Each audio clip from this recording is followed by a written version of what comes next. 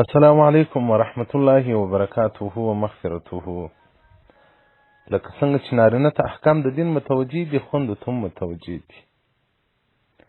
په هغو کې یو د نکاح مسئله ده. په مخکې بیانو کې مو هم وویل چې رد المحتار جلد اول کې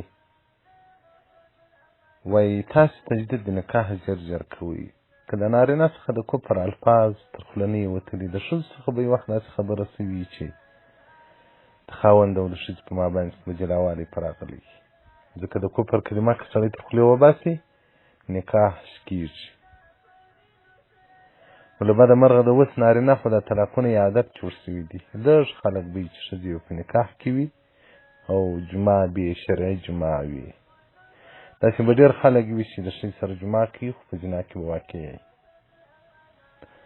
نو هغه خوند دی چې خاوندانو باندې پوه سوي چې ما ته طلاق راکړی دی یا طلاق تر خوله وتلی دی یا د کفر الفاظ تر خوله وتلي دي، هغه باید خاوند پر دې باندې مجبوره کړي چې ته زما سره تجدید د نکاح وکړه. موږ په دین کې شرمېږو او په ناروا کې بې شرم نه لرو. باید په ناروا کې سړی وشرمېږي، د الله څخه وشرمېږي، د الله د رسول څخه وشرمېږي. ژوند دین ته تسلیم کړي، ژوند مو په دین کې ونغاړئ، قبر مو بیا ښایسته سي. یو کال مخکې یو خور د خارج څخه ټلیفون راته کړی و چې خاوند مې داسې الفاظ تر خوله راوتلي دي چې هغه الله ته ښکنځل وه یا نورې خبرې وې. ما بس تاسو په مابینځ کې نکاح نشته، تاسو به تجدید د نکاح کوئ. نو بیا مې ورته وویل ما د الله په خاطر باندې قبر په سترګو کې انځور که، د دې خاوند څخه اجتناب وکړه. کال بعد دې خور ما سره بیا رابطه وکوله چې دا یو کال ستړیاوي، تکالیف، ښکنځل، د مېړه لخوا قسم قسم ځورونه، خو ما دا خبره تر خوله ورته راوایسته چې زما او ستا په مابینځ کې هېڅ تعلق نشته تر هغه وخته چې تا زما سره نکاح نه وي تجدید کړی. ویل ده خو زما معاینه نو ته بیا اوس څه تجدید د نکاح ته ضرورت ده؟ بس چې معاینه مې نو باره معاینه یې. ما لیا دغه یې نه کېږي. ورته مولوي صاحب ویل دي چې تی سره پردي یاست. دا خلک خو اوس دوی سوي دي. زموږ په ځای کې یو سړی و ناصر نومېدی، نوم یې ناصر و. نو یو وخت یې ښځې طلاق ورکړی دی. نو ښځه یې په دې پوهېده چې دا طلاق چې راشي نو باره بیا ښځه مېړه باندې حرامېږي. نو ماښام به ده خپل مناسبت غوښتي، ښځې منع کړی و چې یا امکان نه لري چې ته زما سره مناسبت وکړي، ځکه دا خو زه پر تا حرامه یم، بیا به نکاح راسره تړې.